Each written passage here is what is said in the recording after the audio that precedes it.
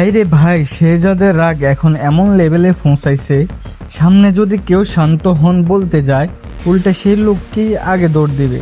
দুনিয়া টাকার গোলাম নাটকের পরের পর্বে আসতে পারে একের পর এক ভোর ধামাকা, কারণ এবার শেহজাদ জেনে যেতে পারে এমন কিছু সত্য যেটা তার পুরো জীবনটা উল্টাপাল্টা করে দিতে পারে।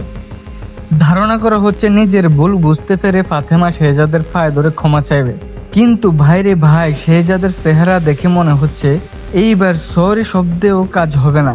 শুধু ফাতেমা নয়, তার মায়ের উপরও পছন্দ খেপে আছে শেহজাদ, কারণ এতদিন যাদের সবচেয়ে বেশি বিশ্বাস করেছিল তারাই নাকি সত্যটা লুকিয়ে রেখেছিল। আরেকদিকে শফিক সাহেবের প্রতিও ভীষণ ক্ষুব্ধ শেহজাদ। যে মানুষটাকে সে পরিবারের একজন ভেবেছিল, সে মানুষও যদি মিথ্যা বলে তাহলে রাগ হওয়াটা স্বাভাবিক নয়। ভাইরে ভাই, বিশ্বাস ভাঙ্গার ব্যথা কিন্তু কঠিন। এখন প্রশ্ন হলো, শেহজাদ আসলে কার দিকে ক্ষোভ জারবে, ফাতেমার দিকে নাকি রিশাদের দিকে? আবার এমনও হতে পারে রাগের মাথায় কাউকে কিছু না বলে সোজা বাড়ি ছেড়ে চলে যাবে।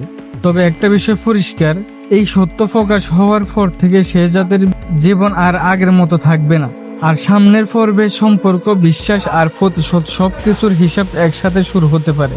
এই সময় আমার ফাজিল বন্ধু হাবিব জিজ্ঞেস করলো, দোস্ত তোর কি মনে হয়, শেহজাদ কি ফাতেমাকে ক্ষমা করবে? আমি বললাম, ভাই এই নাটকে ক্ষমা চাইতে 1 মিনিট লাগে, কিন্তু ক্ষমা পাইতে লাগে 5টা এপিসোড। আপনাদের কি মনে হয়, শেহজাদ কি ফাতেমাকে ক্ষমা করবে নাকি রাগ আরো ভয়ঙ্কর রূপ নেবে? কমেন্টে জানান। আর ফাজিলগিরি ফানে নতুন হলে এখনই সাবস্ক্রাইব করে ফেলুন। আল্লাহ হাফেজ।